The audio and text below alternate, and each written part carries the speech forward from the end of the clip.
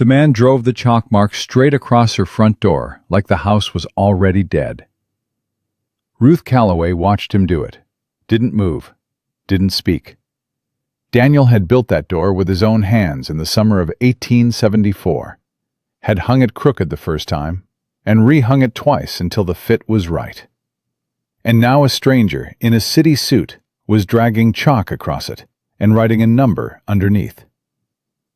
$3,100. Everything she had left in this world, reduced to chalk on wood. She had $87 in the strong box. Then hoofbeats hit the road hard, and a stranger's voice cut through everything. How much does she owe? Before I tell you what happens next, stay with me until the very end of this story. Drop your city in the comments right now. I want to see how far Ruth's story travels. And if you haven't subscribed yet, do it now. Hit that button and the bell beside it, because I have more stories like this one, and I don't want you to miss a single word. Ruth Anna Calloway had been awake since 3 in the morning. Not from fear. She was past fear. Fear was what she'd felt in the first weeks after Daniel drowned. That cold, drowning feeling she'd carried everywhere, waking and sleeping, for 2 months straight. What she felt now was different. Cleaner. The particular clarity that comes when the worst thing has already been named, and all that's left is to stand in front of it without flinching. She'd gone through the numbers again at Daniel's desk, with the lamp turned low. Not because she'd missed something. She hadn't missed anything. $3,140. Principal, interest, legal fees, penalties for late correspondence. She'd folded the letter and put it back in the drawer and gone out to feed the horses before sunrise. Because the horses still needed feeding, whether the world was ending or not. That was what 6 years of running a relay station did to you. It made the work more real than the catastrophe. Delia found her in the barn at 6:30. Delia Foss had worked the Calloway station since the 2nd year, and she didn't soften things, which was one of the reasons Ruth had kept her, and one of the reasons Ruth trusted her completely. "Whitfield's coming at 8, Delia said from the doorway. "He sent word to Henderson last night. Henderson told his wife. His wife told the whole town by breakfast." Ruth pushed hay into the gray mare's stall. "I know. You eaten?" "Not hungry." "That's not what I asked." Ruth set down the fork and looked at her. "What are people saying?" "In town." Delia was quiet for a moment, and that quiet meant something specific. "They're saying Daniel borrowed against the station without telling you. That Whitfield's company has held the land as collateral since 1876. She paused. "And they're saying a woman alone can't hold a relay station on contested border territory. That it was only a matter of time." The words hit the way they were meant to. Ruth stood with them. "Pastor Devlin thinks I should sell voluntarily," she said. "Preserve my dignity." "How did you know that?" "Because it's exactly the thing Pastor Devlin would think." Ruth picked up the fork again. "Go put coffee on, Delia. Strong enough to stand up on its own." "Already did." They went inside. Ruth ate cornbread she didn't taste and drank coffee that was as strong as promised. And when she heard the wagon wheels on the road, she stood up from the table, smoothed her skirt once with both hands, and walked to the door. 3 men, 2 carriages with the Western Territories Land and Development Company seal on the doors. Edgar Thorne Whitfield stepped down from the lead carriage with his hat already coming off, already performing his courtesy before he'd taken 3 steps. He was a big man, not loud big, but deliberate big. The kind of size that came from knowing you could take up space and nobody would tell you to stop. He wore his suit like a man who wore suits everywhere, including places that didn't deserve them. "Mrs. Calloway," warm voice, warm eyes, both of them calculated. "I'm deeply sorry it's come to this." "Are you?" He stopped at the foot of her porch steps. Your husband was a man of genuine character.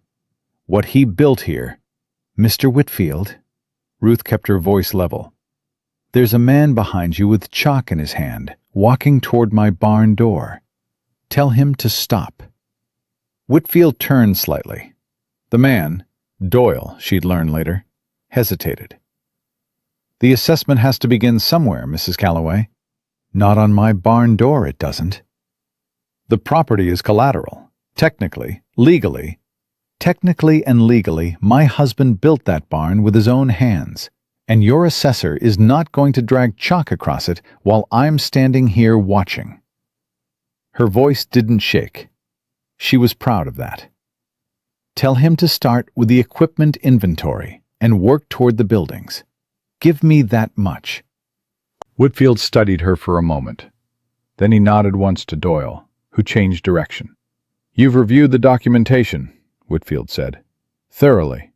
Then you understand the position." "I understand your position clearly, Mr. Whitfield." Ruth looked at him directly. "This station sits on the exact strip of land your survey map put in the path of the Denver and Pacific Rail line.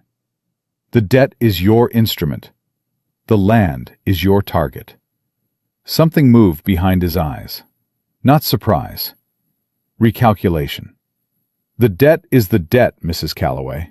Whatever future development may or may not, you don't have to confirm it. Your face already did." She looked past him to where Doyle was now cataloging equipment near the water trough, and the legal man, Crane, had his case open on the carriage hood, and everything she and Daniel had built over 6 years was being quietly disassembled into line items. "How long does the assessment take?" 2 to 3 hours, after which I'll need you to—" "I know what comes after." She turned and went back inside, because she needed 30 seconds where nobody could see her face. Delia was at the counter. She didn't say anything. She just put a fresh cup of coffee on the near end and went back to her work. And Ruth picked up the cup and stood at the window and watched Doyle move through the yard, and tried to remember the last time she'd slept a full night, and couldn't. Daniel had borrowed the money to expand the relay barn. That much she'd pieced together from the papers she'd found 3 months after he died. He'd believed the station was about to triple in value once the rail survey came through. And he'd been right. It was. Except he'd borrowed from the wrong man. Whitfield's company didn't want their money back. They wanted the land sitting on top of the rail corridor. And a dead man's unpaid debt was the cleanest way to get it. She set down the cup. She picked up the survey map she'd taken from the desk drawer and spread it on the counter, the one with the red pencil line on it, and looked at it for the last time. Then she folded it up and put it in her pocket. If she was going to lose everything Daniel died building, she would at least lose it knowing exactly what she was losing it to. She was still standing there when she heard the horse. One horse, coming up the road at a controlled lope. The hoofbeats even and unhurried. And what was strange about it was that nobody outside had noticed. She could see Whitfield's back through the window, still standing near the lead carriage, and he hadn't turned. Doyle was writing in his ledger. Neither of them had heard it. The rider pulled up in the yard without announcement, stepped down from the saddle in one motion, and stood there looking at the scene in front of him, the way a man looks at something he's trying to understand quickly. He was lean and trail-worn, somewhere in his mid-40s, with a jaw that needed 2 days of attention, and gray eyes that were doing the kind of rapid assessment she associated with men who'd trained themselves to read situations fast. Good clothes under the dust, a rifle in the scabbard, a revolver on his hip, the holster worn pale from long use. He'd stayed in her relay barn last night. She recognized the horse. "Ma'am?" He said it quietly, looking at her through the window, then shifted his gaze to Whitfield. "This a foreclosure?" "Sir," Whitfield said, turning, "this is a private matter. How much does she owe?" The flatness of it stopped Whitfield mid-sentence. "I beg your pardon?" "The total amount. Principal, fees, number. I don't believe that's any concern of $3,140, Doyle said automatically, looking up from his ledger. He had the look of a man who answered direct questions before he thought about whether he should. Whitfield shot him a look that could have stripped paint. The rider reached into his coat. Ruth came out onto the porch. He had 2 leather pouches on the porch railing before she'd taken 3 steps, heavy enough to thud when they landed, and he was reaching into his vest pocket for a roll of currency when she said, "Stop." He stopped, looked at her. "Who are you?" she said. "Cole Mason." He said it plainly, no performance to it. "I came in last night, stayed in your relay barn." He glanced at the pouches on the railing. "I have enough to cover the debt." Ruth stared at him. "You don't know me," she said. "No, ma'am." "You don't know anything about my situation." "I know $3,100. I know 8 horses in that corral. I know a land company seal on those carriages and a man with chalk in his hand." His eyes held hers, steady and undecorated. "I know enough." Why? The question was too short for the weight it carried. He seemed to understand that. "That's a longer answer than this porch is the right place for," he said. "But the short version is, I have the money, and it hasn't been useful to me until right now." He paused. "Will you let me pay it?" Ruth looked at the pouches on the railing. She looked at Whitfield, who had gone very still with the expression of a man watching control slip through his fingers and calculating how to get it back. She looked at Doyle, still holding his pencil over the ledger. She looked at Daniel's hitching post at the corner of the yard, the one he'd carved their initials into as a joke in 1874, a month after they'd finished building the station, standing in the summer heat, laughing at her when she said it was a school children's thing to do. "Pay it," she said. Cole Mason set the second pouch on the railing and counted the currency out beside it, and Whitfield watched with the particular stillness of a man who can't stop what's happening and knows better than to try. The count came to $3,160, $20 over. "Write a receipt," Cole said to Whitfield, "signed and dated, stating the debt of Callaway Station to Western Territories Land and Development is paid in full as of today. Every dollar." "Mr. Mason," Whitfield said carefully, "I want you to understand that paying this debt conveys no legal interest whatsoever in the property." "I know what it conveys. Write the receipt." "The company will have questions about the source of these funds." "Write the receipt." Whitfield wrote it. Crane witnessed it. The scratch of pen on paper was the only sound in the yard. Cole read it twice before he folded it into his coat. "Mrs. Callaway," Whitfield said, turning to her with the smile back in place and colder than before, "you should be aware that while your immediate debt has been satisfied, the underlying land situation remains." "I heard what he said," Ruth said. "You got your money. Now get off my property." Whitfield settled his hat back on his head. "This isn't finished." "It is for today," Cole said. The carriages rolled out. Ruth stood on the porch and watched them go, all the way to the road bend, all the way until the dust settled and the sound faded and the yard was quiet. She stood there until her hands stopped shaking, which took longer than she would have liked. Behind her, Delia said from the doorway, "I'll make fresh coffee." "Yes," Ruth said. "Do that."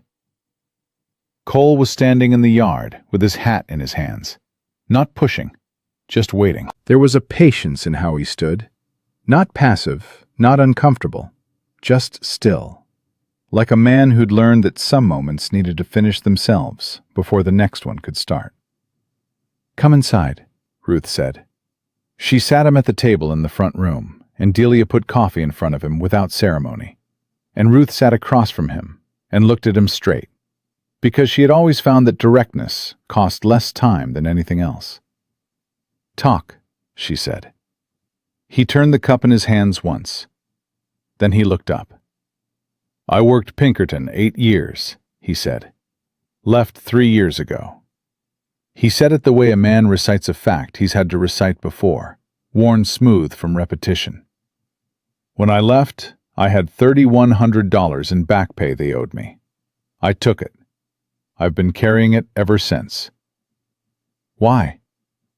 He was quiet for a moment. "Because I made a call on a case, and a man died for it. Innocent man. I was certain. I was wrong about the part that mattered." He looked at the coffee. 3 years of hire work after that, guarding silver, escorting freight. Money sitting in a saddlebag, and nothing worth spending it on. Until this morning. Until this morning. Ruth studied him. She had a talent for reading people. Running a border relay station meant she saw every kind of man there was, and she'd learned to read them fast, or pay for it. Cole Mason was carrying something old and heavy, and he wasn't trying to hide it, which already made him different from most men who carried weight. They dressed it up, or buried it. He just sat with it. "You paid $3,100, she said, "for a woman you don't know, on a property you've never seen in daylight." "Yes, ma'am." "And now you want what?" He set down the cup. "I want to stay." He said it plainly, no decoration. Not the way that could sound. "I'm not—" He stopped, started again more carefully. "This station is still in trouble. You know that. Whitfield's going to come back with a different instrument. The rail question doesn't disappear because the debt's paid. A woman holding contested land alone on this corridor is a target, and the kind of men Whitfield works with don't stop at paper. I've been holding it alone for 3 years. You have, and you're still standing, which tells me more about you than most things I could learn." He leaned forward slightly. "I know how Whitfield's company operates. I spent 8 years learning exactly that kind of operation from the inside. I know what comes next, and I can help stop it." He paused. "If you'll let me." "What do you want in return?" "Work, room and board." He held her gaze. "And something to do that's worth doing." Ruth was quiet. Outside, she could hear the horses in the corral. She could hear Delia moving behind the counter, not pretending she wasn't listening. "If I say no," Ruth said, "then the debt's paid and you've got room to breathe. I'll ride on." "You'd walk away from $3,100. It's already gone. I gave it to you. That part's done either way." Ruth stood up. She went to the window and looked out at the yard, at the corral where Daniel's horses stood in the morning light, at the relay barn with its roof he'd patched twice and meant to replace properly come spring of the year he didn't live to see, at the hitching post with the initials carved in it. She reached into her pocket and took out the survey map, spread it on the counter between them without explanation. Cole looked at it, looked at the red pencil line running through the eastern pasture, looked up at her. "He wanted the land from the beginning," Ruth said. "The debt was just the cleanest road to it." "Yes." "You knew that when you paid." "I suspected it. You confirmed it when you named the rail line to his face." Something shifted in his expression. Not warmth exactly, but recognition. "Most people don't do that. Name the thing directly." "Naming it doesn't scare me," Ruth said. "Losing it does." She folded the map and put it back in her pocket.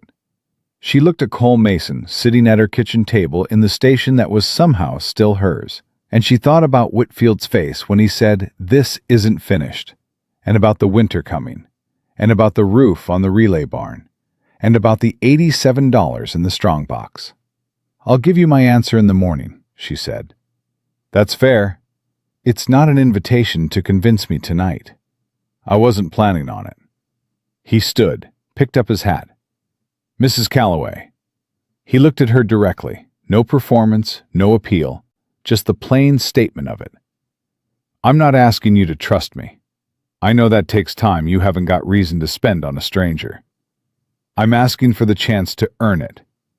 Those are different things. He went out. Ruth stood at the window and watched him cross the yard. He went to the water trough and checked that the horses had enough. He checked the relay barn latch, which had been sticking since October. He picked up the feed bucket she'd left by the corral gate and hung it on its proper peg without being asked. None of it was performance. Nobody was watching. He just did it because it needed doing. Delia came to stand beside her.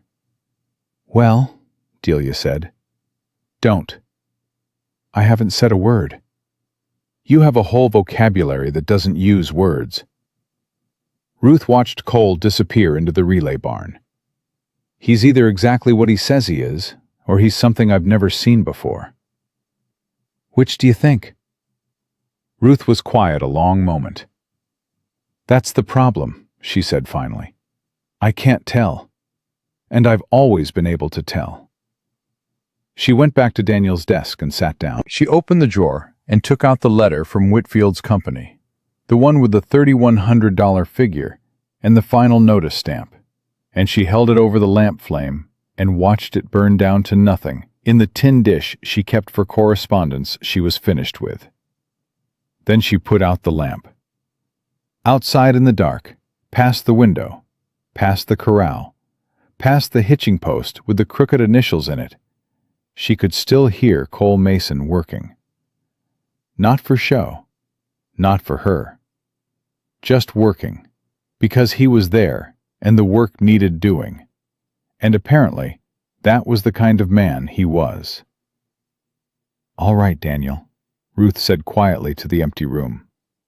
I'm listening. She went to bed. For the first time in 6 months, she didn't wake at 3.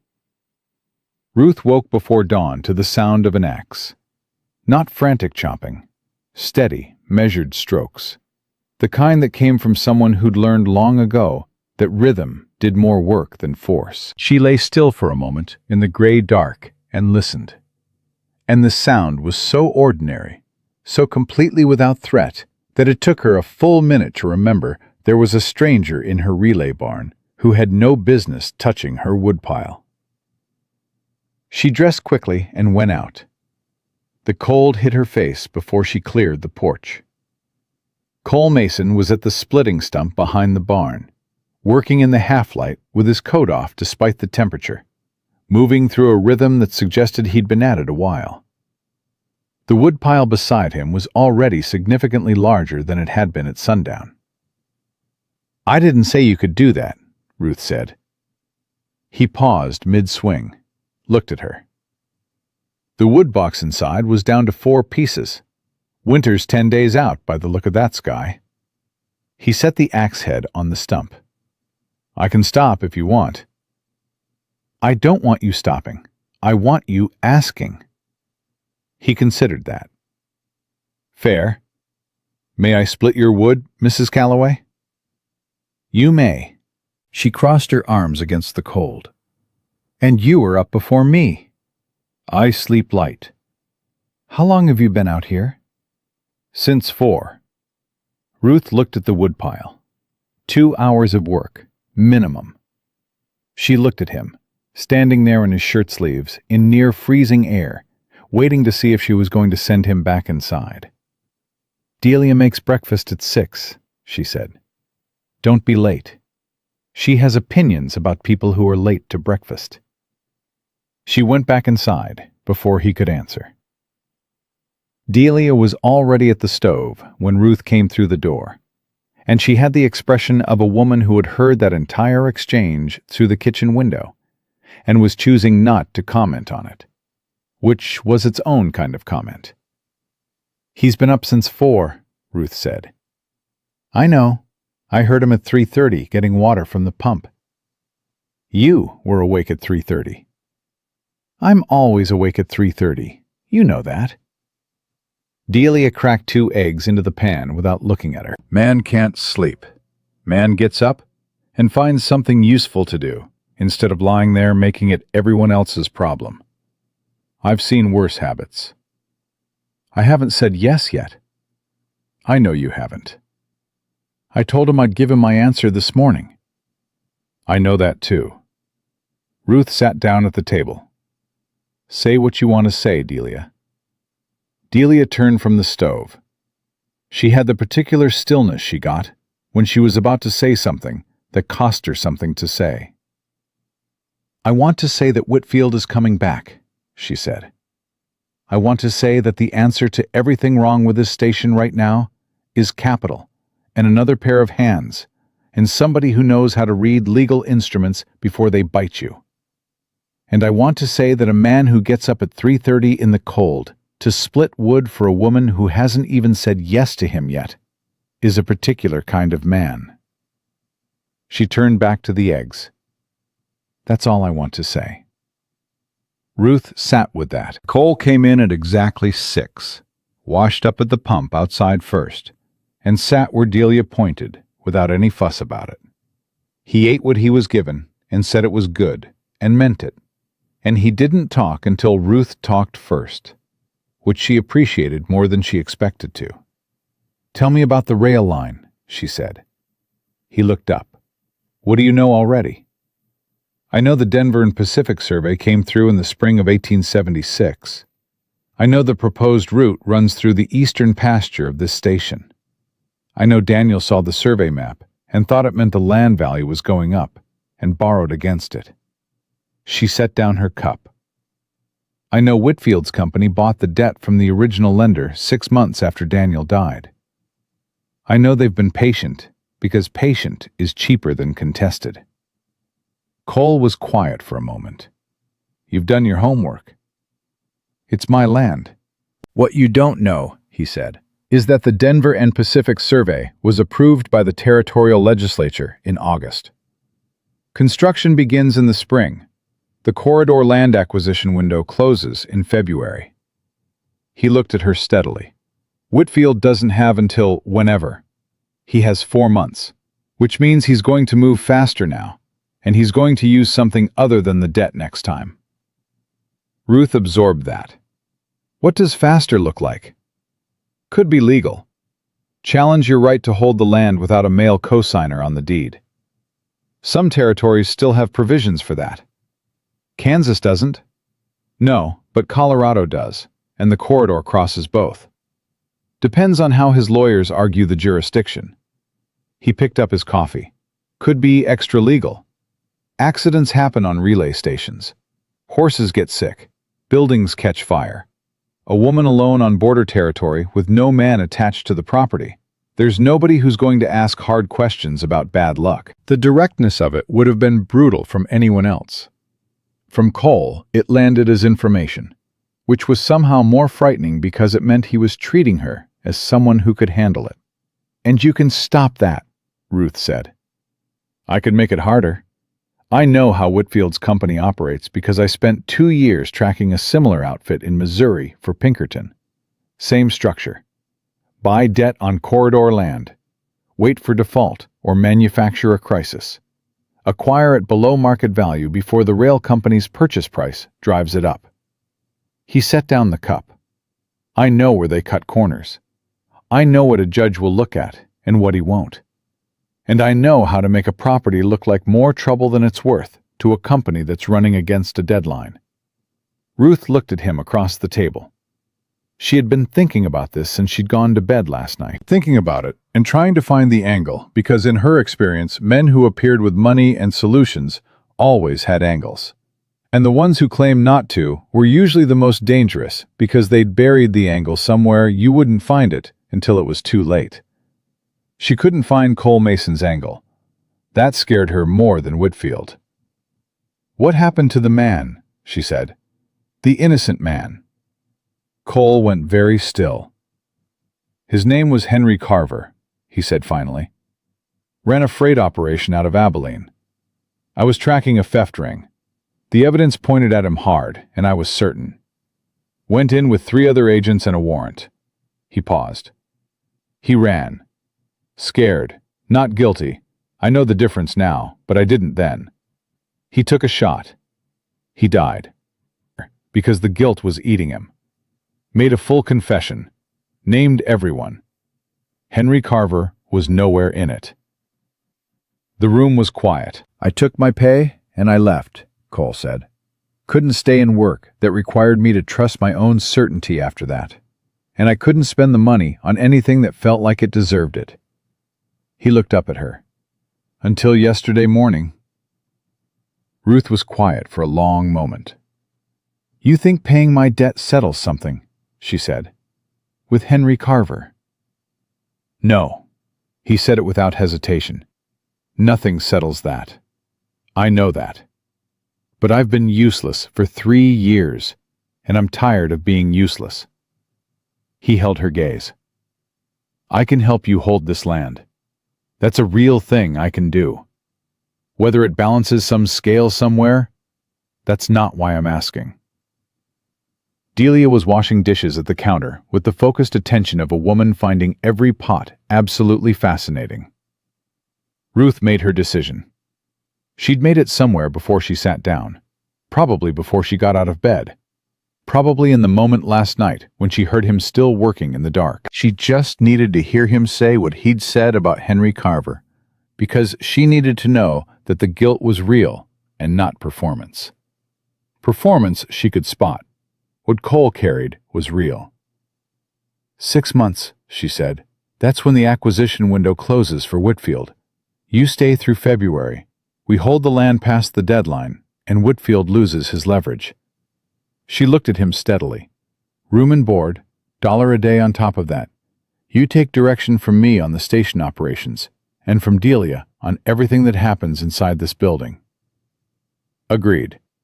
If you lie to me about anything, your past, your intentions, anything, I'll put you off this property the same day I find out.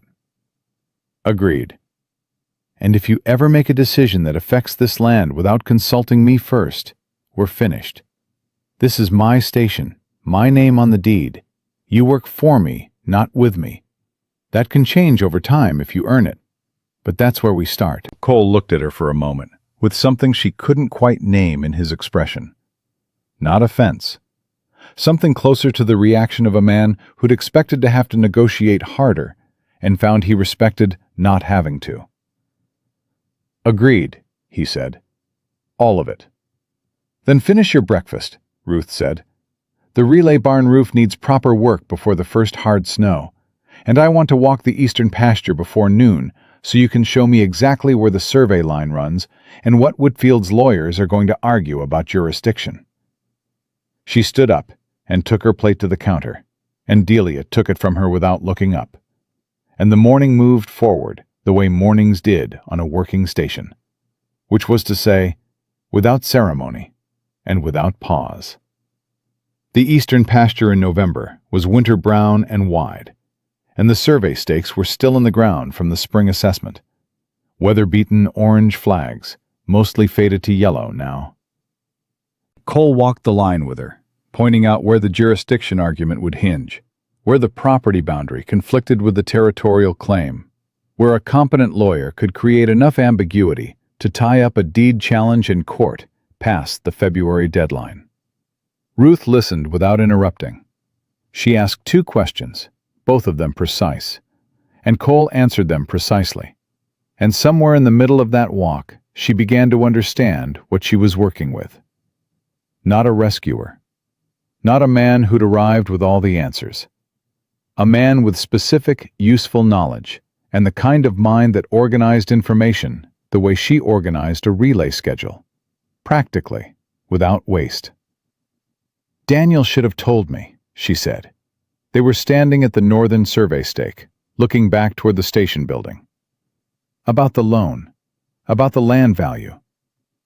"Why didn't he?" "Because he thought he was handling it." She said it without bitterness, because she'd worked through the bitterness in the months after she found the papers and come out the other side of it. Daniel handled things. It was his best quality and his worst one. He didn't want me worrying about money when he was certain it was going to work out. She paused. He was right that the land was going to be worth more. He was just wrong about having enough time. He died in the flood. April. Trying to get the horses across the smoky hill before the water rose too high. 6 horses. She looked at the relay barn. He saved 5 of them. A beat. That was Daniel. 5 out of 6, and he'd have spent the rest of his life thinking about the one. Cole didn't say anything to that, which was the right response. There was nothing to say. He just stood beside her and let the weight of it be what it was.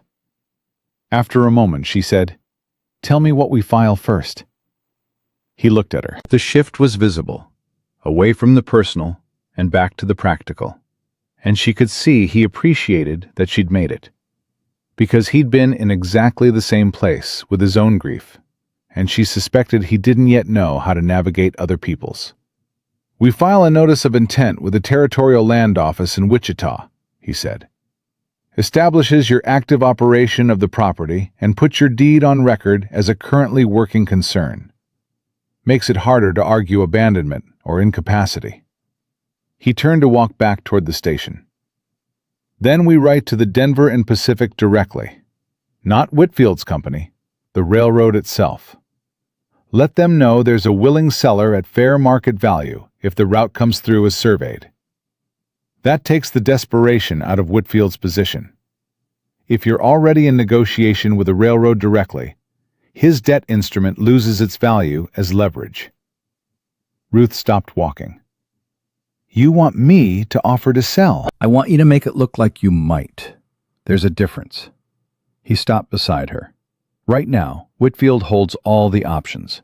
You can refuse to sell and fight the deed challenge and maybe win in February when his window closes.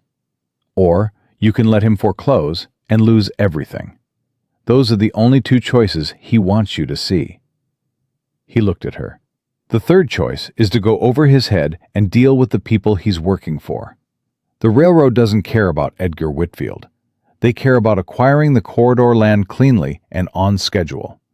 If they can get it from you directly at fair market value without a legal mess, they'll take that deal over Whitfield's acquisition every time." Ruth stared at him. "You're not trying to save the station," she said slowly. "You're trying to save the land value. I'm trying to make sure that if the rail line comes through your eastern pasture, you're the one who benefits from it, not Whitfield." She looked at him for a long moment in the thin November light. The wind was picking up from the northwest, the kind of wind that carried a promise in it. "Daniel would have liked you," she said. It came out before she'd decided to say it. Cole looked surprised. It was the first time she'd seen him surprised. The expression lasted about 2 seconds, and then he put it away. But she'd seen it. "He sounds like a man worth liking," Cole said. He was. She started walking again. "Come on. I need to wire Wichita before the afternoon stage comes through." They went back to the station, and Delia had coffee waiting and the look of a woman who had watched them come back from the pasture together and was drawing her own conclusions and had the good sense not to say them out loud yet. Ruth drafted the wire to the land office with Cole looking over her shoulder, and he suggested 2 changes of phrasing that tightened it considerably. And she made the changes without comment, because they were better, and she was not too proud to know when something was better. The afternoon stage came through at 2 with 4 passengers and a mail pouch, and 3 horses that needed changing. Ruth ran it the way she always ran it, efficiently, quickly, with the rotation system she and Daniel had developed in the first year, and she'd refined alone in the 3 years since. Cole watched the first horse change, and was in the corral helping with the second before she'd asked him. Reading what was needed and doing it correctly, which told her he'd worked stations before or something close to them. After the stage left, a rider came in from the south. Young man, maybe 20, who said he'd heard in town that the Callaway station was hiring. Ruth looked at Cole. Cole looked at her. "What's your experience?" Ruth said to the young man. 2 years on the Morrison relay, south of Dodge. Before that, ranch work in Texas. He had the direct, slightly nervous energy of someone who needed work and wasn't too proud to say so. I'm good with horses. I don't drink on the job. I show up. References. Jack Morrison will vouch for me, ma'am. Ruth was quiet for a moment. She was not in a position to be turning away competent help with winter coming and Whitfield's deadline bearing down, and she knew it. $1 a day and board, she said. You start tomorrow. Bunk with Mr. Mason in the relay barn. The young man, his name was Will Pruitt, she'd learn over supper, looked relieved in the way that people looked relieved when the worst possible outcome had not occurred. That evening, after supper, after Will had gone to the barn and Delia had gone to her room, Ruth sat at Daniel's desk in the lamplight and went through the accounts the way she did every night. The numbers looked different now than they had 24 hours ago. Not good, not yet, but possible. Possibility was something she hadn't been able to find in these numbers for 6 months. She heard Cole come out of the relay barn, cross the yard, stop at the porch steps. Mrs. Calloway. He kept his voice low, not wanting to wake anyone. She turned the lamp up slightly so the light fell across the window. Yes? Whitfield was in town this afternoon, before the stage came through. He was talking to the land office clerk. Ruth absorbed that. Doing what? I don't know yet, but I'll know by tomorrow. She looked at him through the window. He was standing at the bottom of the porch steps in the dark, and she could only see the shape of him, the particular stillness she was already starting to recognize. Thank you for telling me, she said. You said no decisions without consulting you, he said simply. That goes both ways. You should know what I know when I know it. He went back to the relay barn. Ruth sat at the desk for a long time after the lamp burned low, with the account book open in front of her and the survey map folded in her pocket, and Whitfield's name sitting in the room like a stone she hadn't finished moving yet. She was not safe. She knew that clearly. The debt was paid, but the danger had simply changed its shape.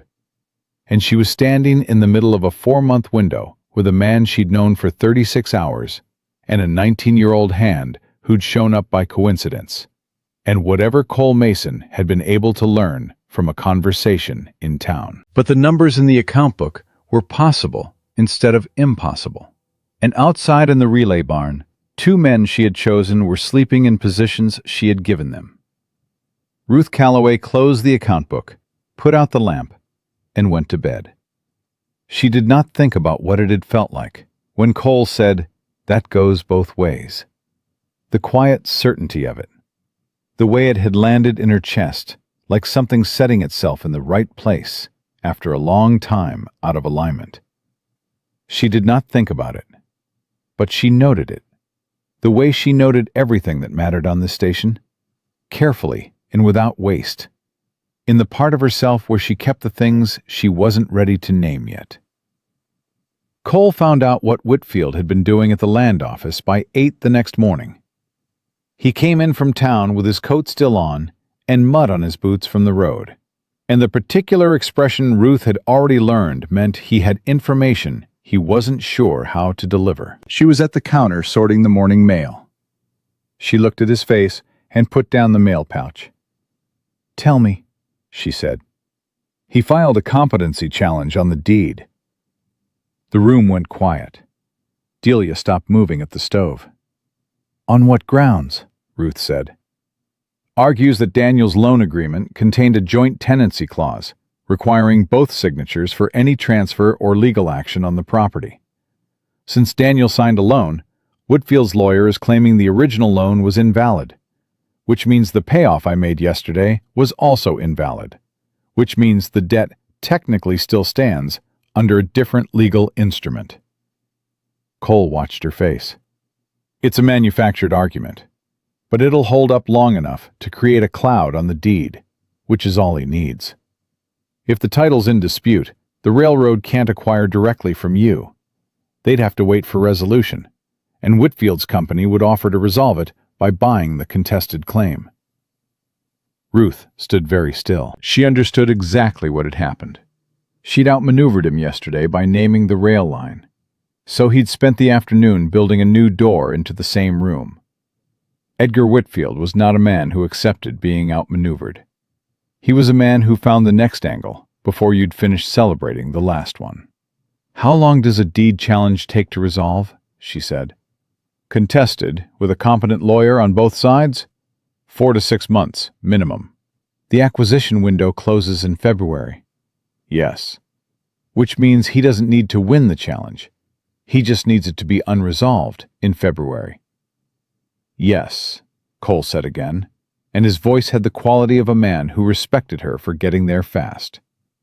Ruth turned and looked out the window at the eastern pasture, at the relay barn, at Will Pruitt crossing the yard with a feed bucket, 19 years old, and completely unaware that the ground under all of them had just shifted again. "Who's the best land lawyer in Wichita?" she said. "Man named Arthur Greer. I worked with him on 2 Pinkerton cases. He's honest, he's fast, and he has a particular dislike for deed manipulation schemes, because he lost his father's farm to one in 1861. Cole paused. "He'll cost money." "How much?" $200 up front. More if it goes to a full hearing." Ruth did the math without showing it on her face. She had $87 in the strongbox, which was now $87 of actual operating capital since the debt was cleared, plus the monthly relay contract from the Territorial Mail Service, plus whatever horse sales she could move before February. $200 was not impossible.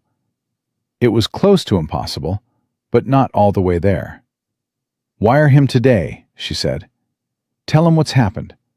Tell him I need a response on the joint tenancy argument by the end of the week." "I'll go now." "Cole?" He stopped. "You said you worked with him.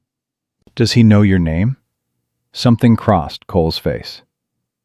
"He knows the name I used on those cases. John Merritt." Ruth looked at him steadily. "Is there a reason you used a different name?" "Standard Pinkerton practice on some operations. The name's clean. Greer trusted it. I can use it in the wire." "I'm not asking if it's clean. I'm asking if there's something attached to Cole Mason that I need to know about." The pause was half a second too long. "There's a man in Missouri who'd like to have a conversation with me about the Carver case," he said. "Henry's brother. He's not wrong to want it. I've been avoiding it because I don't have anything to say to him that changes what happened." He held her gaze. "It's not a legal problem. It's a personal one. It won't affect anything here." Ruth considered that. It had the texture of truth. Not the smooth texture of a prepared answer, but the rough texture of something a man said because he'd decided to stop editing it. "Use whatever name gets Greer on the wire fastest," she said. "Go." He went. Delia waited until the door closed. "A false name." "A work name," Ruth said. "There's a difference." "Is there?" "I used to sign the freight manifests as R.D. Calloway because the northern freight companies wouldn't deal with a woman's signature. Was that a false name or a practical one?" Delia was quiet for a moment. "Point taken," she said, and went back to the stove. The morning stage came through at 11, and Ruth ran it, and the afternoon stage came through at 3, and she ran that too. And in between, she wrote a letter to the Denver and Pacific Railroad's Territorial Acquisitions Office in Denver, not offering to sell, not threatening to fight, but establishing contact, establishing that the deed holder was actively engaged and legally represented and in direct communication with the railroad on the subject of the survey corridor. It was the letter Cole had suggested, and she wrote it in her own words, which were sharper than his draft and slightly more direct. And when she showed it to him at supper, he read it and said, "Better than what I had," and meant it. Will Pruitt, 3 days into the job, had settled into the station's rhythm the way good hands did, quietly and without requiring management. He did what he was told, learned the relay rotation fast, had a natural ease with the horses that Ruth noticed and approved of. He also, she observed, tension of a young man deciding whether to trust someone older, which told her Will Pruitt had enough experience to know that not all men who appeared useful were safe. She watched Cole earn it, not through grand gestures, through consistency, through doing what he said he would do, when he said he would do it, without needing to be checked on. The wire from Arthur Greer came back in 2 days. It was longer than she expected. She read it at Daniel's desk, with Cole standing beside her. And when she finished, she read it again. And then she set it down and looked at the wall for a moment. "He says the joint tenancy argument is weak," she said. "I know, I read it. He says it's weak, but it's not dismissible without a filing. He needs 150, not 200. And he can have a counter-challenge filed by Friday." She paused. "He also says something else." Cole was quiet. He'd read the wire. He knew what else it said. "He says the man who put Whitfield's company onto this station in the first place wasn't Whitfield," Ruth said. "He says there's a land broker in Kansas City who's been identifying relay station properties on the corridor for 3 different acquisition companies. And the broker's name is being connected to 2 other deed challenges filed in the last 6 months on similar properties." She looked up at Cole. "Did you know that when you came here?" "No." He said it directly, without defense. "I knew Whitfield's company. I didn't know about the broker." "But you know who it is." The pause was answer enough. Cole. "Man named Silas Burr," he said. "He ran freight intelligence for the same outfit I tracked in Missouri. When that operation went down, Burr wasn't charged because I couldn't put him in the same room as the principals. He walked." He looked at her. "I didn't come here because of Burr. I came here because of the money and because of what I saw happening in your yard. But if Burr is the broker behind this, it's a larger operation than one relay station. Whitfield is probably running 3 or 4 simultaneous acquisitions on the corridor." Ruth stood up from the desk. She walked to the window and stood with her back to him for a moment, working through what this meant. "You're telling me," she said carefully, "that the man who arranged for my husband's debt to be purchased by Whitfield's company is someone you have a history with?" "Yes." "And that history might bring attention to this station that has nothing to do with my land and everything to do with you?" "Possibly." Ruth turned. "Is that why you really came here, Cole? Because you traced Burr to this operation, and you wanted to finish what you couldn't finish in Missouri?" The question landed hard. She could see it land. Cole stood there and let it land without flinching, which was either the behavior of an honest man or a very skilled one, and she was no longer sure she could tell the difference when it came to him specifically. "No," he said, "but I won't stand here and tell you it doesn't matter that he's connected to this, because it does matter, and you deserve to know it." He came forward and put both hands flat on the desk and looked at her directly. "I came here for the reasons I told you. I have not lied to you about a single thing. But Burr being involved changes the risk. He knows my work methods. If he finds out I'm here, he'll use it. Use it how? He'll tell Whitfield I'm a disgraced Pinkerton with a dead man's family looking for me and an unresolved case history that a good lawyer can use to question my character as a witness. He'll try to make me the story instead of the deed challenge." He held her gaze. "I'm telling you this now because you need to decide if the risk of me being here outweighs the help I can give.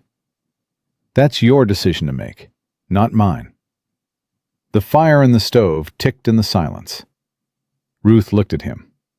At the man who had paid $3,100 for a stranger's debt and gotten up at 3:30 in the cold to split wood, and told her things that a smarter operator would have kept to himself, because she'd asked directly, and he'd apparently made a decision somewhere to stop lying by omission. "Sit down," she said. He sat. She sat across from him. What does Burr look like? Cole described him. Medium height, dark hair running to gray, a habit of wearing Eastern clothes in Western territories because he thought it made him look like money. A scar on his left hand from a freight accident in 1869. "I've seen him," Ruth said. Cole went still. "When?" "3 weeks before Daniel died. He came through on the northbound stage, paid for a horse change and a meal. He spent a long time at the window looking at the eastern pasture, and asked me one question." She looked at Cole steadily. "He asked if we'd had the land surveyed recently." The silence that followed had a particular quality. "You didn't know what it meant then," Cole said. "I thought he was a land speculator, making small talk. I told him the last survey was 1872. She paused. "He was gone on the next stage, and I forgot about him. Until right now." Cole sat back. The expression on his face was the one she'd seen in the pasture when she'd told him about Daniel dying, trying to save the horses. Not pity, something quieter than pity. The recognition that sometimes the worst things have been in motion for much longer than anyone knew. "He was scouting," Cole said, "for Burr. Buying dead is step 2. Step 1 is identification. He travels the corridor, identifies properties on the survey route, goes back to his desk in Kansas City, and finds every loan attached to those properties and starts acquiring them, quietly." He paused. Daniel's loan might have already been in Burr's sights before the flood. Ruth absorbed that. She absorbed all of it, the whole picture, the way it had been arranged around her and Daniel without either of them seeing it. The patience of it, the cold commercial patience of men who treated other people's lives as line items. "Daniel didn't borrow against the land because he thought it was going to be worth more," she said slowly. "Or not only that. He borrowed because someone made it easy for him to borrow. And easy money in 1876 on corridor land," she stopped, "came from someone who wanted to hold that debt," Cole finished. Ruth put her hands flat on the desk and looked at them. Daniel's hands had been bigger than hers, rougher, with a scar on the right palm from the sawmill accident in the second year. She could still see them as clearly as she could see her own. He hadn't been careless. He'd been maneuvered. There was a difference, and it mattered, even 3 years later, even when he wasn't there to know she'd figured it out. "All right," she said. Her voice came out steadier than she felt. "Here's what we're going to do. We pay Greer the $150 and file the counter-challenge Friday. We send the letter to Denver and Pacific today. And you write down everything you know about Burr's operation method. Names, dates, properties, everything from Missouri. And I keep it in the strongbox." "Why?" "Because if something happens to you, I need to be able to walk into a judge's chambers and hand him a document that explains exactly who Silas Burr is and what he does." She looked at Cole. "And because if Burr finds out you're here and tries to use your past against you, I want ammunition ready before he starts shooting." Cole looked at her for a long moment, with the expression she'd seen only a few times, the one that lasted 2 seconds before he put it away. Not surprise, exactly. Something more complicated than surprise. "You're not afraid of this," he said. "I'm terrified of this," Ruth said. "But I'm more afraid of losing what Daniel died for than I am of Silas Burr." She stood up. "Write the document tonight. Everything you know." She picked up Greer's wire and the letter to Denver and Pacific and walked out to the porch. The sun was going down behind the western ridge, throwing long shadows across the yard. Will Pruitt was coming in from the corral, and he nodded to her as he passed, easy and respectful. From inside, she could hear Delia starting supper, the familiar sounds of it, cast iron on the grate and water from the pump. Ruth stood on the porch and thought about Silas Burr sitting on her northbound stage 3 weeks before Daniel died, looking out at the eastern pasture, asking his single, careful question. She thought about Daniel sitting at this same desk, looking at a survey map with a red pencil line on it, and seeing possibility, never knowing the possibility had been laid in front of him deliberately. She thought about Cole Mason, who had arrived carrying the exact weight of the exact kind of wrong this was, and who had told her things tonight that a man protecting himself would never have told her. She thought about the letter in her hand to the Denver and Pacific Railroad, and about Arthur Greer in Wichita, who had lost his father's farm to a deed scheme in 1861, and who would therefore approach this particular case with the kind of motivation that money alone couldn't buy. Whitfield had moved fast today, faster than she'd expected, which meant he was worried, and worried men made mistakes. That was something. It wasn't enough, but it was something. The door opened behind her, and Cole came out. He stood beside her without touching her, looking at the same fading light.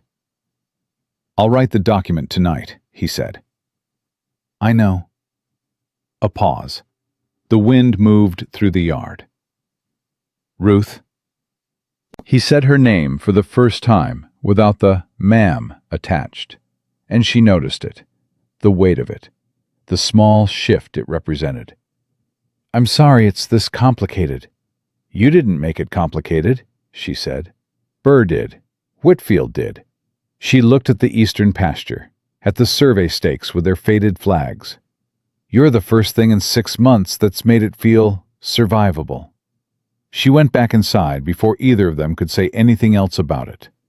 But she heard him behind her, quiet and steady, and she heard the door close, and she heard him sit down at the desk and take out paper and pen, and the sound of him writing was still there when she finally stopped listening for it and let herself sleep. Arthur Greer's counter-challenge landed in the Wichita Territorial Land Office on a Friday, the same day Silas Burr rode into town on the southbound stage. Cole saw him first. He was coming back from the feed supplier when the stage pulled in at the Central Depot, and he recognized Burr the way you recognize a bad smell before you can name it. Something in the body before the mind catches up. Medium height, Eastern clothes, dark hair gone mostly gray now.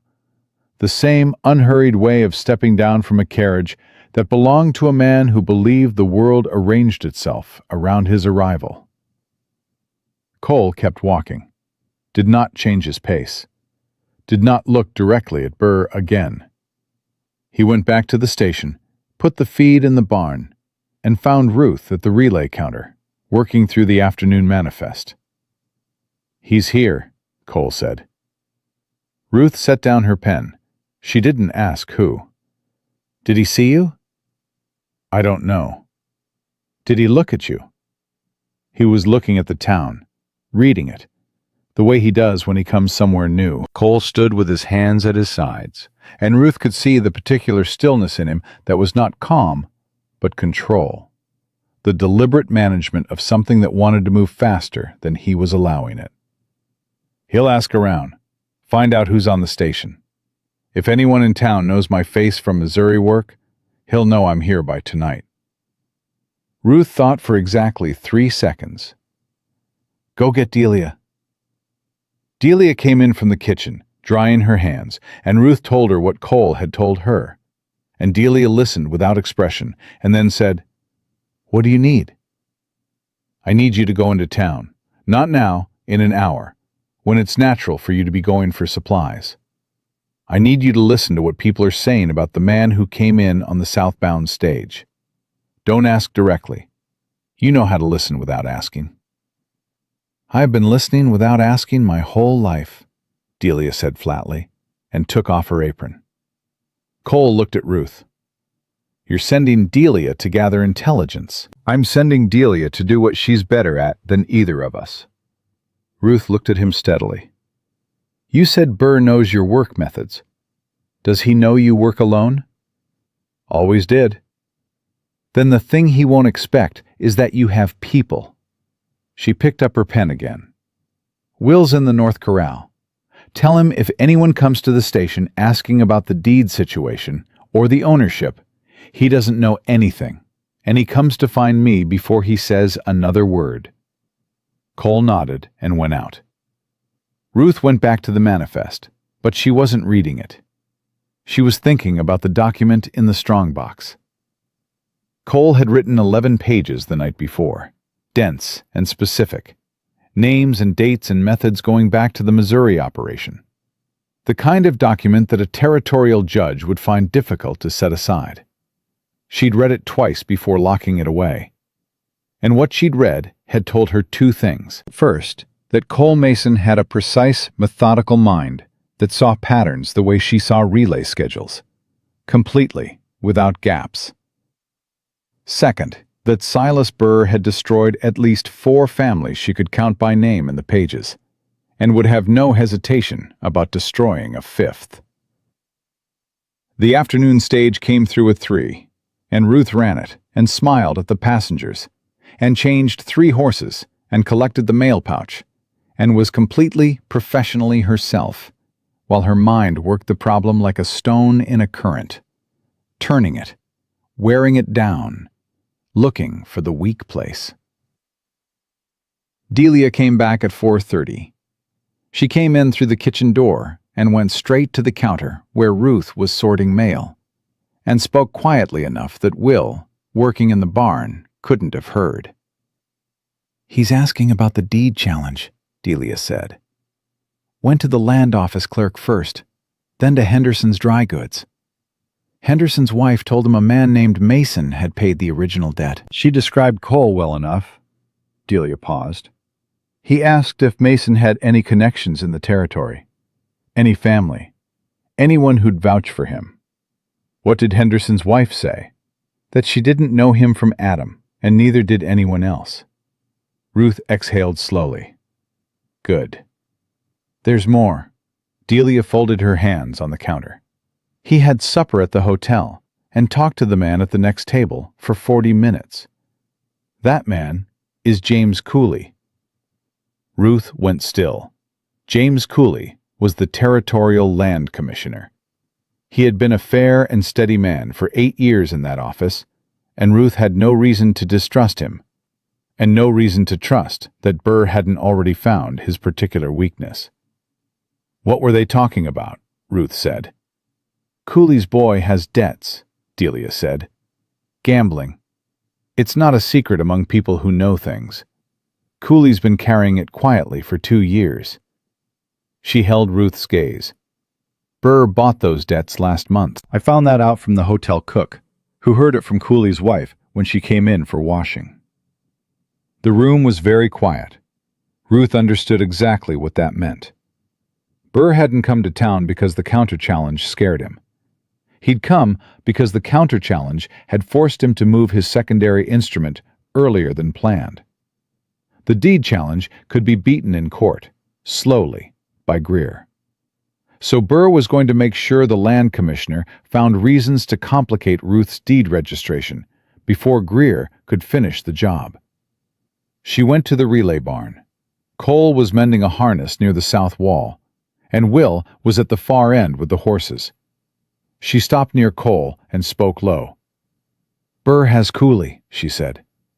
Cooley's boy's gambling debts. He's going to use the commission to throw a flag on my deed registration. If Cooley delays the filing, Greer's counter-challenge lands on a contested registration, and Whitfield's lawyers have grounds to argue the whole thing is procedurally invalid. Cole set down the harness. His face had gone to that controlled stillness again. When? If he moves tonight or tomorrow, the filing window closes before Greer can respond. She watched his face. Tell me there's something in those 11 pages that I can use against Burr directly. Not in court. Now. Tonight. Cole was quiet for a moment that felt longer than it was. There's a name, he said. Woman in Abilene named Clara Briggs. Burr acquired her husband's freight company debt in 1874. Same method. And the husband died 3 months later in what was ruled an accident. Clara filed a report with the Pinkerton, Kansas office, claiming it wasn't an accident. The case was never pursued because there was no physical evidence, and Burr had already moved the operation to Missouri. He paused. I took a statement from Clara in 1876. It's in the Pinkerton files under John Merritt. It was never used, but it exists. And if Cooley knew that Burr has a pattern of acquiring debts connected to men who die inconveniently, a man worried about his son's life would think twice about whose instrument he was willing to become, Cole said. Ruth looked at him. Can you get to Cooley before Burr does? I need an hour. You have 40 minutes. Burr's at the hotel. He'll move after dark. Cole was already reaching for his coat. Cole, he stopped. Don't threaten Cooley. Don't even imply threat. Tell him the truth about Burr plainly, and let him make his own choice. He's a decent man in a bad position. Decent men in bad positions usually choose right if someone gives them the actual information instead of pressure. Cole looked at her with that expression again, the 2-second one. You trust people more than I do. I trust people accurately, she said, which is different from trusting them completely. Go. He went. Ruth went back inside and sat at the desk and looked at her hands and waited, which was the hardest thing she'd done since the morning of the foreclosure. She was not a woman built for waiting. She was built for action, and the absence of it, while someone else carried the work, made something pull tight in her chest that she couldn't resolve by moving. Delia put coffee in front of her without being asked. He'll handle it, Delia said. I know. Then stop looking at the door like it owes you an explanation. Ruth almost smiled. Almost. Delia. What? If this works, if Greer's challenge holds and the railroad deals with us directly, and we come out of February with the deed clean. She paused. What do I do about Cole? Delia sat down across from her, which she almost never did at the desk. She folded her hands on the table and looked at Ruth with the direct, unhurried attention of a woman who had been waiting for this particular conversation. What do you want to do about Cole? She said. Ruth looked at the desk, at the ink stain in the left corner that Daniel had put there in the first winter when he'd knocked over the inkwell trying to get up quickly because he'd heard a horse in distress. He'd sworn about it for a week, and she'd laughed at him, and eventually they'd both stopped seeing it. I want to know if I'm being practical or foolish, Ruth said, and I can't tell. He came here with money and a guilty conscience and a past that's currently sitting in a hotel 3 miles away, waiting to be used against us. That's not uncomplicated. No, Delia agreed. It isn't. Daniel was simple, Ruth said. Not simple like he was uncomplicated, but simple like there was nothing hidden. What you saw was the whole thing. Cole isn't like that. No, I don't know if I can do something that isn't like that. Delia was quiet for a moment. You know what I think? You're going to tell me regardless. I think Daniel being simple was what you needed when you were 24 years old, building a station from the ground up and needing someone whose whole self was present all the time. I think you're 38 now, and you've run this station alone for 3 years, and you're not the same woman who needed that. She held Ruth's gaze. I think Cole Mason being complicated doesn't mean he's wrong for you. It might mean he's right in a different way. Ruth looked at her for a long moment. That's the most you've said to me about anything personal in 4 years, she said. I've been saving it, Delia said, and stood up and went back to the stove. Cole came back at 7:30. He came in the front door without knocking, which he'd stopped doing 3 days ago. and Ruth could see in how he moved that something had gone the right way, but not entirely the right way. And she waited while he took his coat off and sat down. Cooley listened, he said. I told him about Clara Briggs, about the pattern. Showed him the page I'd copied from the document, the one with Burr's name and the Abilene dates. He looked at her. He turned white. Not because of the information, because of something specific in it. Ruth waited. The man in the Abilene case, the freight company owner who died. His name was Thomas Cooley. Cole held her gaze. James Cooley's older brother. He left Abilene in 1874, told the family he was selling the business and starting over in Colorado. The family never heard from him again. They assumed he'd chosen to disappear. Clara Briggs was his wife. The air in the room shifted. Ruth set down her cup. He didn't know. He didn't know. He thought his brother had abandoned the family. He's been carrying that for 4 years. Cole's voice was steady, but something underneath it wasn't. He was going to help Burr because he was afraid of what Burr would do with his son's debts. He didn't know he was helping the man who probably killed his brother. Ruth closed her eyes for just a moment. She opened them. Where is Cooley now? He went directly to the telegraph office. He's wiring the territorial marshal in Wichita and the Pinkerton, Kansas office. He's also pulling Burr's hotel registration and holding it for the marshal. And the deed filing. He processed it himself, tonight. Personally walked it through the registration and countersigned it as commissioner. Cole paused. He also wrote a letter for Greer's files, documenting Burr's presence in town and the nature of their conversation. He said he wanted it on record before morning. Ruth sat with all of it for a moment, the weight of it. The strange way that the worst things sometimes contained inside them the mechanism for their own undoing. Burr's reach had gone so far and so deep that it had eventually touched the family of the man charged with regulating the very process Burr was trying to corrupt. "What about Burr?" she said. "Does he know?" "Not yet. He's still at the hotel." Cooley was careful.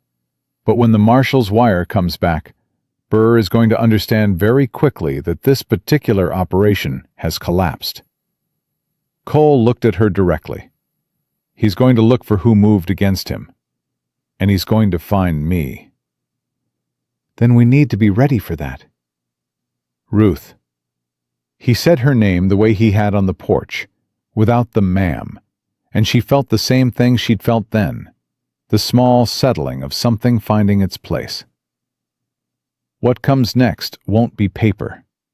Burr doesn't use paper when paper fails. He uses men who work at night and don't leave signatures. I know. You know. I grew up on this border, Cole. I know what men who work at night look like and what they're willing to do. She met his eyes. That's why we're not going to wait for him to decide we're a problem. We're going to make him understand tonight that the cost of moving against this station is higher than the value of the acquisition. Cole looked at her with an expression she hadn't seen before. Not the controlled stillness, and not the 2-second look. Something more open than either of those. Something that hadn't been closed off yet. How? He said. Greer files in Wichita tomorrow. Cooley's documentation goes with it. The Denver and Pacific letter is already in Denver. And you, she paused. I need you to wire the Pinkerton, Kansas office yourself tonight, under your real name, Cole Mason, not John Merritt. Tell them you have a sworn statement and 11 pages of documented evidence on Silas Burr's corridor acquisition scheme, and you're prepared to deliver it to the marshal or to the railroad's legal office, whichever moves faster. Cole stared at her. That puts my name in the open. Yes. Burr will know exactly where I am. Yes, and he'll know that everything you know is already distributed to 3 separate offices, and that killing you or burning this station doesn't erase it. She held his gaze. The only thing that makes us a target is if he thinks he can still control the outcome. Take that away, and we're not worth the trouble. The silence that followed was the kind that preceded decisions. Ruth could feel Cole working through it, the risk of it, the logic of it, the fact that it required him to stop hiding behind a work name and stand in his actual name, in front of consequences he'd been carrying for 3 years. "You're asking me to stop running," he said quietly. "I'm asking you to stop making it easy for him," Ruth said. "There's a difference." She watched him. She watched him arrive at something inside himself, some ledger tipping past its balance point. And she didn't rush it, and she didn't look away. "All right," he said finally. He went to the telegraph desk and wrote the wire out in full. Cole Mason, real name, real location, real evidence. And when he handed it to her to read before sending, she read it and gave it back without changes because it said exactly what needed saying. He sent it at 8:15. At 9, Will Pruitt came in from the barn to say there was a man on the road, stopped about 200 yards out, just sitting on a horse in the dark, looking at the station. Cole went to the door and opened it, and stood in the lamplight where he could be clearly seen. The man on the road sat there for a long moment. Then he turned and rode away. Ruth came to stand beside Cole in the doorway. They both watched the darkness where the rider had been. The night was cold and clear and full of stars, and the station was quiet behind them. Will and Delia and the horses, and the deed in the strongbox, and 11 pages of truth that were now in 3 places at once. "He knows," Cole said. "Yes." "He'll go back to Burr." "Yes. And then we'll see what Burr decides we're worth." Ruth looked at the empty road. At the eastern pasture beyond it, the survey stakes with their faded flags barely visible in the starlight. At the land that Daniel had borrowed against and died before he could protect, and that men had been quietly maneuvering to take for 3 years. "Let him decide," she said. "We'll be here." Cole stood beside her in the open doorway, and neither of them moved, and the cold came in around them, and neither of them moved for that either. And after a while, the road stayed empty, and the night stayed quiet, and Ruth became aware that she was standing closer to him than she needed to be, and that he had noticed and had not stepped back. She didn't step back either. She didn't name it, not yet, but she didn't step back. "Come in out of the cold," Delia said, from somewhere behind them in the warm room. "Both of you. Coffee's going to waste." Ruth almost laughed. She stepped back inside, and Cole followed, and Delia put cups on the table and didn't say a word about doorways or distances or the particular quality of silences between people who are standing at the edge of something and have not yet decided to step forward. She didn't need to say it. The station held them all, warm and tight against the November dark, and in the morning they would find out what Burr decided, and whatever he decided, they would face it. And that fact, the simple fact of the "we" in it, the weight and the steadiness of it, was the thing Ruth took to bed with her that night, and held on to like the deed in the strongbox, like something that was hers and was not going to be taken. Burr was gone by morning. Cole found out from the hotel keeper when he rode into town at first light. Burr had settled his bill at midnight, taken the horse he'd stabled at the livery, and ridden north without a word to anyone about where he was going. His room was clean, no papers left behind. The kind of departure that belonged to a man who had looked at his position and decided the arithmetic no longer worked in his favor. Cole rode back to the station and told Ruth over breakfast. She listened with both hands around her coffee cup, and when he finished, she sat quiet for a moment, and he could see her deciding whether to believe it was over or whether this was the kind of quiet that preceded something worse. "He ran," she said. "Looks like," Or he wants us to think he ran. Could be. Cole sat down across from her. But Burr is a businessman, not a soldier. When an operation gets documented and distributed to 3 separate offices, and the territorial commissioner has turned state's evidence on your conversation, the cost-benefit stops working. He'll cut his losses and find a cleaner property on the corridor. He paused. We're not worth it anymore. That was the point. Ruth looked at him steadily. You sound certain. I sound like a man who spent 2 years studying how Burr thinks. He held her gaze. He doesn't fight battles he can't win quietly. Noise is his enemy. We made noise. She nodded slowly, not relieved. Ruth Calloway did not do relief easily. He'd learned that much. But something in her shoulders shifted that had been held tight for days. Then we wait for Greer, she said. They waited 9 days. The wire from Arthur Greer came on a Thursday, and Ruth read it standing at the relay counter, with Cole beside her, and Delia at the kitchen doorway, and Will Pruitt pretending to be very interested in a bridle hook on the wall. The joint tenancy challenge had been dismissed. The deed registration, countersigned by Commissioner Cooley, had been accepted and recorded. The Calloway Station deed stood clean, uncontested, and legally unassailable under territorial law. Ruth read it twice. She folded it in quarters. She put it in her shirt pocket over her heart, which Cole noticed and did not comment on. Well, Delia said from the doorway. Well, Ruth agreed. Will Pruitt let out a breath that was almost a laugh. So we're keeping it. The station. We're keeping it, Ruth said. That evening, a rider came from the Denver and Pacific Railroad's territorial office.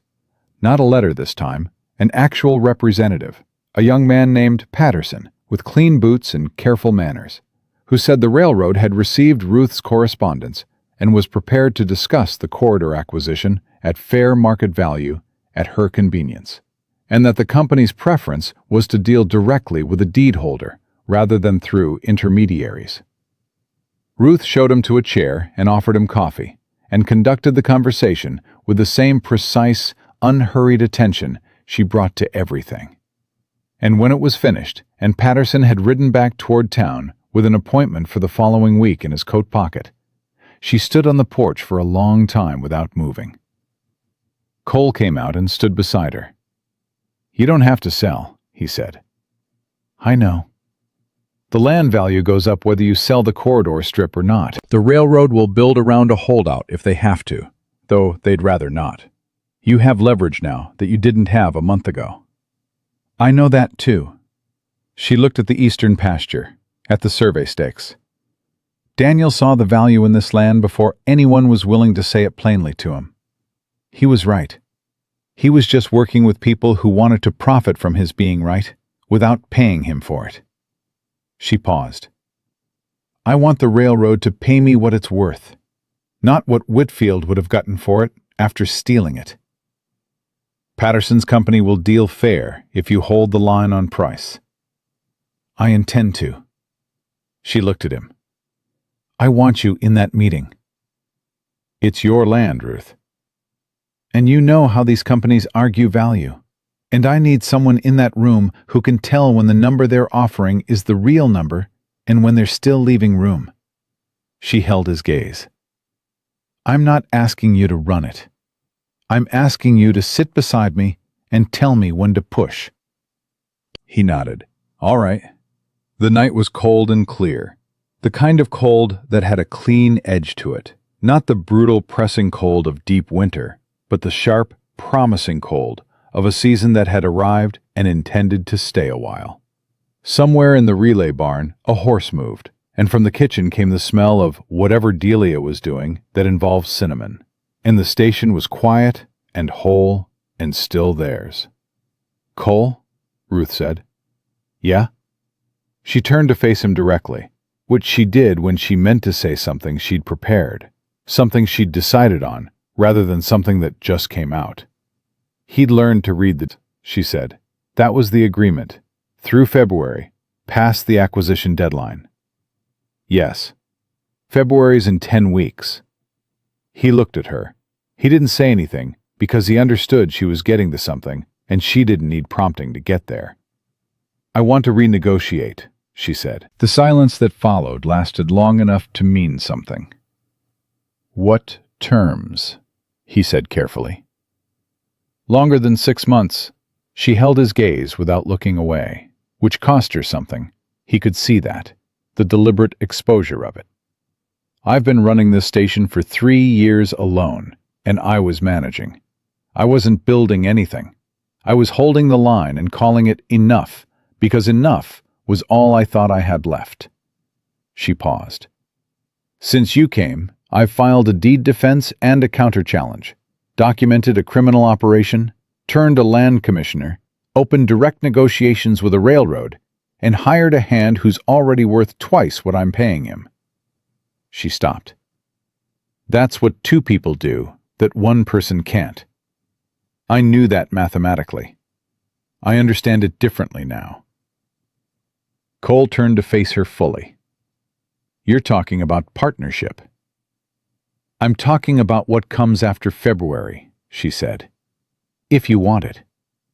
Ruth, I know it's complicated. I know there's Henry Carver's brother in Missouri, and whatever unfinished business comes with your real name being on 3 different official documents now. I know you came here carrying something I can't take from you, and I'm not trying to. She kept her voice steady and direct, because that was the only way she knew how to say true things. I'm saying I want you to stay. Not for the station, for the life that's possible here, which is larger than it was before you came, and which I would rather build with you than maintain alone. Cole was quiet for long enough that she felt the cold more acutely, felt the exposure of standing in it with her whole meaning visible and no way to take it back. Then he said, I fell in love with you sometime around the 3rd morning, when you told Delia that your dignity was not the thing you were worried about. Ruth blinked. I didn't say anything, he continued, his voice low and steady, because you'd hired me for a purpose, and I wasn't going to complicate that with something you hadn't asked for. And then every day after that, there was something else that needed doing, and I kept telling myself, when it's over, when the deed is clear, when Burr is gone, when there's no crisis requiring everything you have. He paused. There's always going to be something requiring everything you have. That's who you are. I stopped waiting for it to be over. Ruth looked at him in the lamplight coming through the window. This weathered, careful, complicated man who had arrived in her yard with $3,100 and a guilty conscience, and had stayed, not because she'd made it easy, but because he'd decided she was worth the hard parts. So your answer is yes, she said. My answer is yes. Something shifted in his face, something that had been held back a long time releasing itself. On your terms. I work for you until I've earned the right to say, I work with you. I deal with Henry Carver's brother because it's past time, and running from it isn't protection, it's delay. And I stay.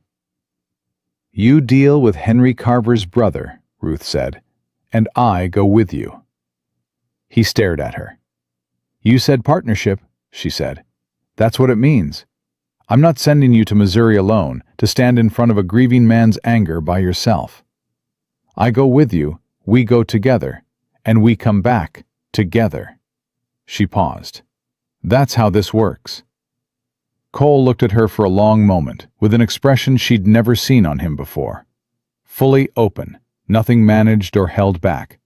And she understood that nobody in a very long time had said anything to him that landed the way that had. He took one step forward, and she met him halfway. And he kissed her there, on the porch of the Callaway station, in the November dark. And she put her hand against his jaw and felt the roughness of it and the warmth of him in the cold air. and kissed him back with a complete, unhurried certainty of a woman who had made a decision she intended to keep. When they separated, Delia's voice came through the kitchen window, perfectly level. "Coffee's ready." Ruth laughed. Actually laughed, full and real. The first time in so long that the sound surprised even her. Cole smiled, and it was the most unguarded she'd seen him. The careful control entirely gone. Just the man underneath it. "She knew," Ruth said. "She knew before we did," Cole agreed. They went inside. The meeting with Patterson from the Denver and Pacific Railroad happened on a Tuesday. Ruth sat at the head of the table in the station's front room, and Patterson sat across from her, with his careful manners and his company's opening number, which was $1,100 for the corridor strip. And Ruth looked at it, and looked at Cole, and Cole's expression told her they were still leaving room. So she said, $2,200. And Patterson said, that was beyond their authorization. And Ruth said, then you'll need to wire whoever has that authorization. And Patterson wired Denver that afternoon. Denver said $1,800. Ruth said $20. Denver, after 2 days, said $1,900. And Ruth said, agreed. And Patterson wrote out a contract that Ruth read in full, and Cole read after her, and Greer reviewed by wire before she signed it. $1,900. Clean, legal, at fair market value, to the deed holder directly, with a permanent right-of-way easement that preserved the station's access to the eastern pasture for grazing and operations in perpetuity. When Patterson rode away with the signed contract, Ruth stood in the yard and looked at the eastern pasture where the survey stakes had been and were now gone, pulled up by Will Pruitt that morning because Ruth had asked him to, and he'd done it without asking why. And she thought about Daniel standing at the desk in 1876, looking at that red pencil line and seeing the future. He'd been right about every part of it except the man who helped him get there. She'd corrected that part. Whitfield came to the station one last time in December, driving himself in a single carriage, no assessors, no legal man, no deputy with a hand on his gun. He stepped down and stood in the yard, and Ruth came out to the porch, and they looked at each other across the cold distance. I want you to know, Whitfield said, that Burr acted outside the scope of what I authorized. The deed challenge, Cooley. I didn't sanction any of that. You benefited from it, Ruth said. I was prepared to benefit from it. That's not the same thing. Close enough. She looked at him steadily. What do you want, Mr. Whitfield? He looked at the station, at the relay barn with its new roof, at the corral where 3 of Daniel's horses stood in the pale winter light. He looked like a man who had come to say something specific and was deciding whether to actually say it. You could have been bought out fairly at the beginning, he said. If you'd known the railroad was coming, known the real value. I should have come to you directly instead of working through the debt. Yes, Ruth said, you should have. I'm saying I was wrong about how I went about it. I know what you're saying. She held his gaze. It doesn't change what happened, but I'll remember you said it. Whitfield put his hat back on. He looked at Cole, who had come to stand in the station doorway and was watching without expression. Mason, he said. Whitfield, Cole said. Whitfield nodded once, the smallest possible acknowledgement of something that didn't have a name, and got back in his carriage and drove away. Cole came to stand beside Ruth on the porch. They watched the carriage go down the road until it turned at the bend. That was almost an apology, Cole said. Almost is about what I expected from him. She looked at the empty road. He'll find another corridor property. He'll find another way. Probably. But not this one. No, Cole said. Not this one. The Territorial Marshal's office in Wichita sent word in January that Silas Burr had been located in Denver, where he'd made the mistake of continuing to operate while being the subject of an active investigation. He was arrested on 4 counts of fraudulent debt acquisition and 2 counts of wire manipulation, with the Cooley documentation and Cole's 11 pages as the evidentiary foundation. The marshal's letter thanked Mrs. R.A. Calloway for her cooperation and noted that the statement provided by a Mr. C. Mason had been particularly useful in establishing the pattern of Burr's operations across 3 territories. Ruth put that letter in the strongbox beside the deed.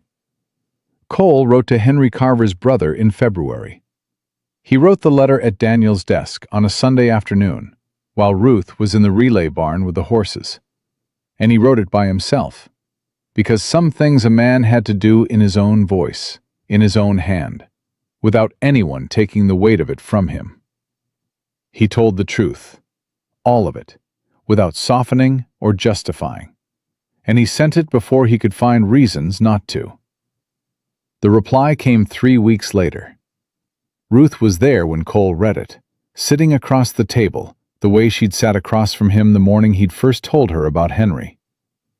And she watched his face while he read it, and she could see what the letter contained in the way his shoulders changed as he got to the end of it. He set it down. He was quiet for a moment. "He says he knows it was an accident," Cole said. "He says he's been angry at someone for 4 years, and he's tired of being angry at someone who can't hear it." He paused. "He says Clara remarried in 1878, that she has 2 children, and she's well." He looked at the letter. "He says he doesn't forgive me, because it's not his forgiveness to give. But he says he doesn't hold it anymore." Ruth reached across the table and put her hand on his. He turned his hand over and held on to hers, and looked at the wall for a moment. And she sat with him, and did not say anything, because there was nothing to say. Some things you just sat with until they had room to breathe. After a while, he looked at her. "I need to put this in the strongbox." "Yes," she said. "It belongs there." They were married on the first Saturday in April, the spring coming in fast and green the way it did on the Kansas border, with the smell of new grass and the horses restless in the pastures from the warmth. Delia stood beside Ruth, and Will Pruitt stood beside Cole, and the circuit preacher said the words, and Ruth said yes, and Cole said, "I do," and meant it the way men mean things they have arrived at slowly, completely, without any part of themselves left outside it. The preacher asked if anyone had a ring, and Cole took a piece of cord from his pocket and tied it carefully around Ruth's finger, and said he'd get her a proper ring in town on Monday. And Ruth said, "This one's fine." And she meant that, too. Delia made a cake with the last of the winter sugar, and Will Pruitt played the harmonica, badly and enthusiastically. And the station was warm and full and loud in a way it hadn't been since before Daniel died. And Ruth stood in the middle of it and felt something complete itself inside her, that she hadn't known was incomplete, because she'd been too busy surviving to look for it. Later, after Delia and Will had gone to their respective corners of the station, and the horses were settled, and the night had gone quiet around them, Ruth and Cole sat on the porch together in the April dark. His shoulder was warm against hers. The cord on her finger was an ordinary piece of rope that she was not going to replace on Monday or any other day. "Tell me something," Cole said. "What? What do you want this to look like, 5 years from now? 10? Ruth thought about it, not the careful planning way, not the defensive surviving way she'd been thinking about the future for 3 years, but the open way, the way Daniel had looked at a red pencil line on a survey map and seen possibility instead of threat. "I want the station to be what Daniel thought it could be," she said. "A proper operation. Big enough to need real staff. Good enough that the railroad sends us their best contracts." She paused. "I want Delia to have a house that's hers, not a room in someone else's building. She's earned it. She paused again. And I want to stop sleeping with one ear on the door. I want to wake up in the morning and have the first thing I think about not be what's coming for us. Nothing's coming for us, Cole said. Not anymore. I know. She looked at the relay barn, solid and new-roofed against the April sky. That's going to take some getting used to. Take all the time you need. She leaned against him and felt him settle his arm around her. And the station was quiet around them, and the eastern pasture where the survey stakes had been was dark and empty and entirely theirs. And somewhere in the relay barn, the gray mare shifted in her stall, and the night was full of the ordinary sounds of a place that was working and whole and cared for. Ruth Calloway, who had buried her husband and nearly lost everything he'd died to protect, who had stood on this porch with chalk marks on her door and $87 in a strongbox, and found a way forward anyway. Ruth Calloway had not been rescued. She had been met by a man who arrived at exactly the right moment, carrying exactly the right weight, who had needed what she had as much as she had needed what he brought, and who had proven in the particular way that mattered most, not in the grand moment, but in the 100 ordinary moments after it, that he was the kind of man who stayed. The station was theirs. The deed was clean. The land was paid for in full, in the right currency, at the right price, by the right people. And the woman who had once stood alone in a cold yard, watching men chalk-mark everything she had left in the world, sat now in the April warmth with her husband beside her, and looked out at the land she had fought for and held, and knew with the complete and unshakable certainty of someone who has been through the worst and come out holding something real, that this, all of it, the work and the cost and the grief and the improbable grace of the stranger who had arrived when she needed him most, this was exactly enough. More than enough. This was home.